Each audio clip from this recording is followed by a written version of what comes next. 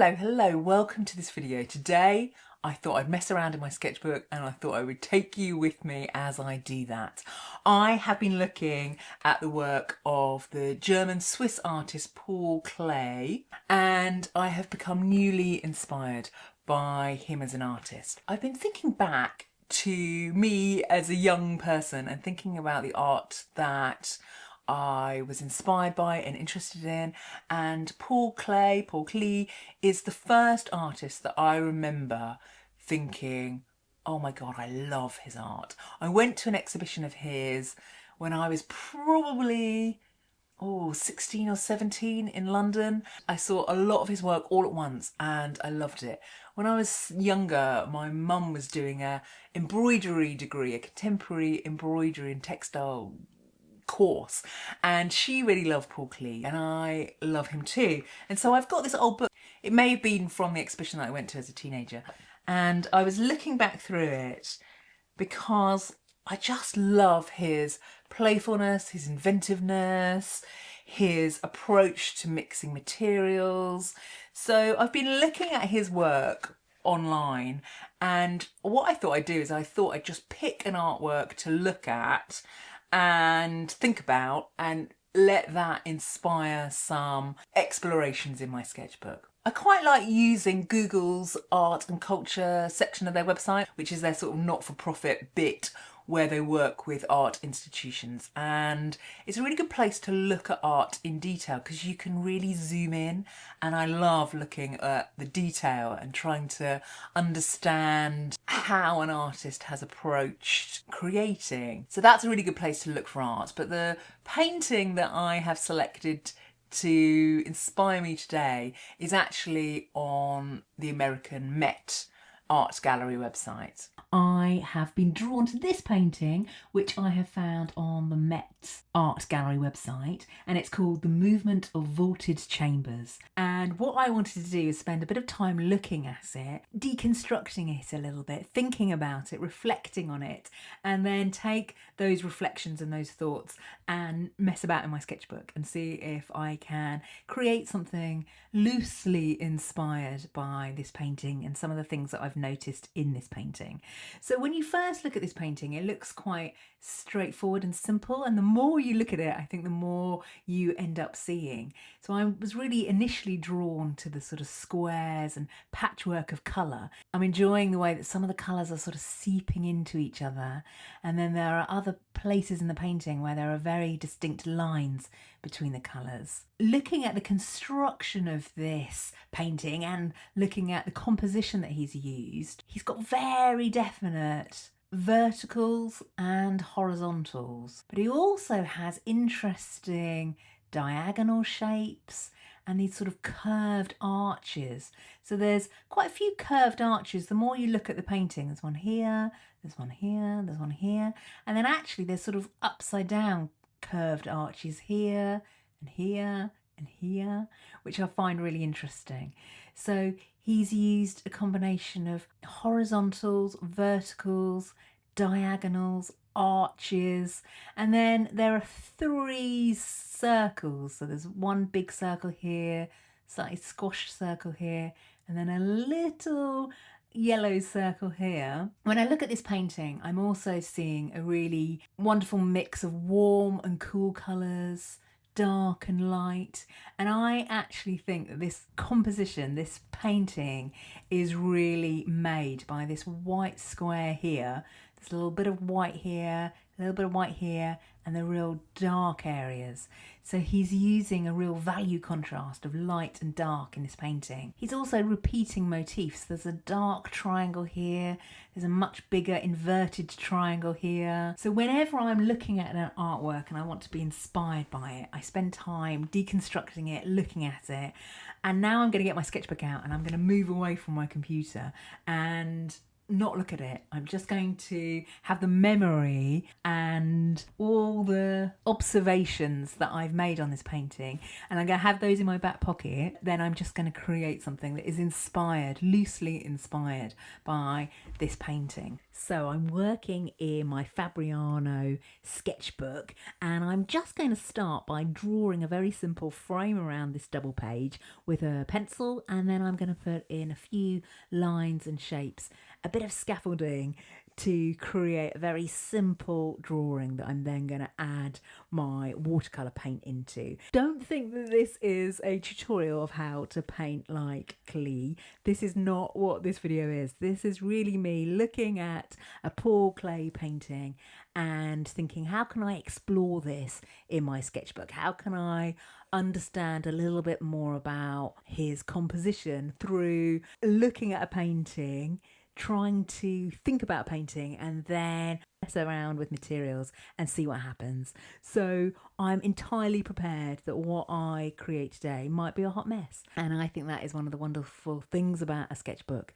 It's for exploring, for trying things out, for seeing what happens. So here I'm really just working with the memory of the painting. I've looked at the painting and now I'm bringing what I remember about it into my sketchbook. So the things that I particularly noticed and enjoyed were the triangles and the arches and some of the sort of patchwork of shapes. And so that's what I'm trying to bring into my sketchbook. I'm not trying to copy the painting.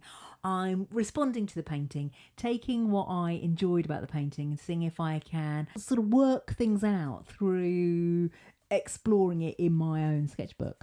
So I'm really just thinking about this double page spread as a quick study. I'm going to spend maybe 15, 20 minutes. Got my watercolour paint out. I'm using just one brush.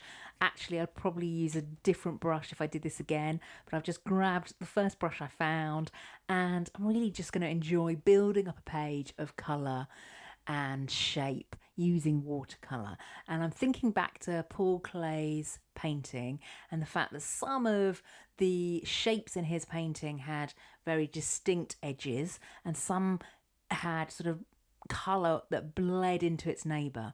And so that's why I'm going to work across the page in sort of piece by piece, so that some of the pieces can dry before I put colour next door to them. Some of the pieces won't be dry, so the colour will seep. I'm really just using the Paul Klee's painting as a springboard, as a starting point to have a bit of a mess around with some paint and to see if I can learn anything, see if I can discover anything, see if I find anything out. Enjoy just splashing around with some watercolour paint. Watercolour paint is my first love, and I haven't got my watercolour paints out for ages, so I'm just going to enjoy a playful session with no expectation of creating something that looks like Paul Klee's masterpiece. And I often find with exercises like this, the initial impetus is what I start off sort of being inspired by, and then as the page develops, it builds a momentum of its own, and then I'm responding to what's on the page more than the memory of looking at Paul Klee's painting. And I just wanted to say, whenever we are using another artist's artwork as inspiration, as a springboard, as a starting point, it's so important to acknowledge that. And that is one of the reasons that I've created a white frame around this sketchbook page. So when I've finished the page, I will clearly say that this painting is inspired by a Paul Klee painting. I think it's really important to always acknowledge the inspiration and the original artist. I think working from the memory of looking at a painting is quite an interesting idea, because it sort of forces us to tune into the things that we saw in that painting that stood out to us. It's like it's sort of flexing our visual muscles. And as I'm painting, the original Paul Klee painting is sort of dancing in my memory. I can't quite remember the colours. I can remember the yellows and the pinks, but I can't quite remember all the colours. And I just think it's an interesting process to see what we remember, what stands out to us, what can we recall from spending time with a painting. So I'm using the same colour in different places across the double page spread. I'm sometimes mixing new colours in my palette. I'm sometimes taking colours straight from the paint pan. I've got the idea of Paul Klee's painting in my sort of back pocket, and I'm leaning on it a little bit, but I'm also just enjoying messing around with colour and paint. So as I paint, I thought I'd tell you a little bit about Paul Klee. I was doing quite a lot of reading about him recently, and I just find him and his work fascinating, really. He was extraordinarily prolific in his lifetime. He produced apparently somewhere between sort of 10 and 13,000 artworks. And he also meticulously catalogued all of his artworks. He had a system where he sort of numbered them. He worked in lots of notebooks and sketchbooks, and it appears that he used his sketchbooks a little bit like a scientific archive. So it's sort of estimated that he created one artwork a day throughout his adult life until he died in 1940, I believe. And he was extremely inventive and experimental with the materials he used and the way he created different artworks. He worked in watercolour, oil, gouache, ink, chalk, pastel, spray paint, collage, even fabric. And he developed his own sort of processes. So he is quite renowned for developing something called oil transfer painting, where he would paint oil paint onto a tracing paper and then use that layer of paint to create a sort of transfer onto watercolour paintings. I find his work really fascinating.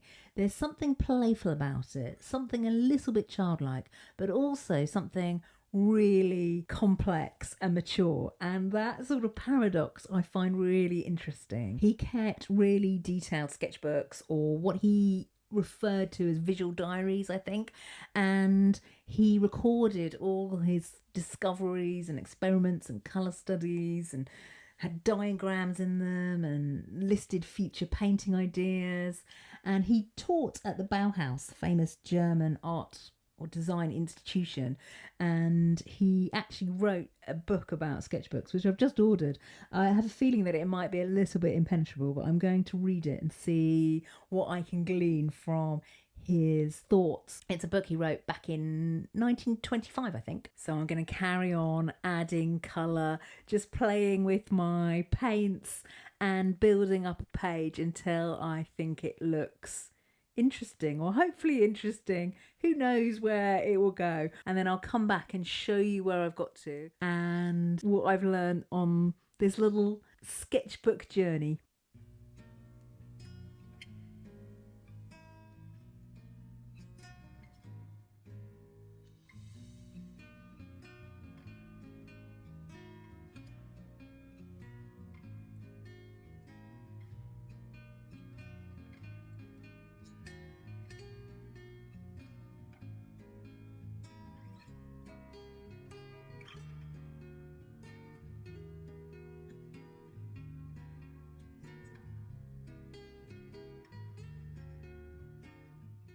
So that is my watercolour page. I've written at the top that it's inspired by Paul Klee, and it's now the next day, so it's all dry, and I'm looking at it with a little bit more objectivity and thinking, what have I learnt through looking at his work and then trying to embody some of that in my own sketchbook. And it's been a really useful exercise, and I think the value is from what I have learnt and understood rather than a polished end piece. There are things I like in this page, there are things I don't like on this page, and that's fine. That's what a sketchbook's for. So I was thinking about, what did I learn through this exercise, and I've made some notes, and I just thought I'd share some of my thoughts with you in case it's helpful in terms of your own art making. What I've clearly learned is that Paul Klee's paintings look effortless, but I think actually he brings an awful lot of effort to his painting process.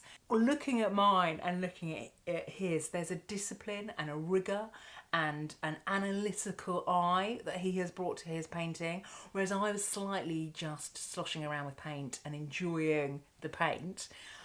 I think there is a lot more discipline and thought that has gone into Paul Klee's work. I've written here, I enjoy that he brings serious play and serious research to his art.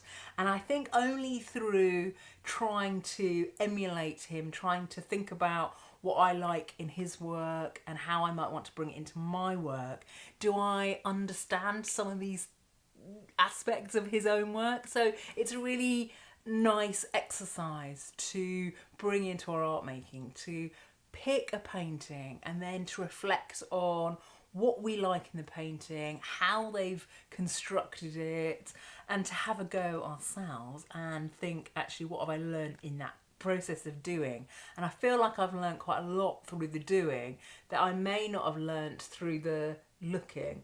I've put precision in really big letters. When I look at his work compared to my sort of effort, his work has got a really lovely mix of playfulness and precision. So I'm going to leave this page, I think. I might come back to it on another day and add in some of that precision. So at the moment, it's got lots of like paint smudges and smears, and paint has seeped into neighbouring colours. I might on another day, if I feel the urge, come back with maybe some gesso, tidy up, maybe add in some pencil. Who knows? But it has made me think that the thing that I really love about his work is not just the boldness, it's not just the sort of childlike wonder. There's also a sort of rigour and a discipline which really appeals to me. When Klee was teaching at the Bauhaus in Germany, one of his colleagues described his art studio as the wizard's kitchen because he was always experimenting with materials and different approaches, and I really love that idea and would like to apply that to my sketchbook actually. So you never know, I might come back to the sketchbook page, add different layers in, add some collage, add some paint, and see if I can turn it into something that really articulates and honours what I enjoy in Klee's work. So bring in a bit of that discipline, a bit of that more thoughtfulness, because I've got quite a lot of boldness here, so now I think I need a little bit of the counterweight to that. That brings us to the end of this video.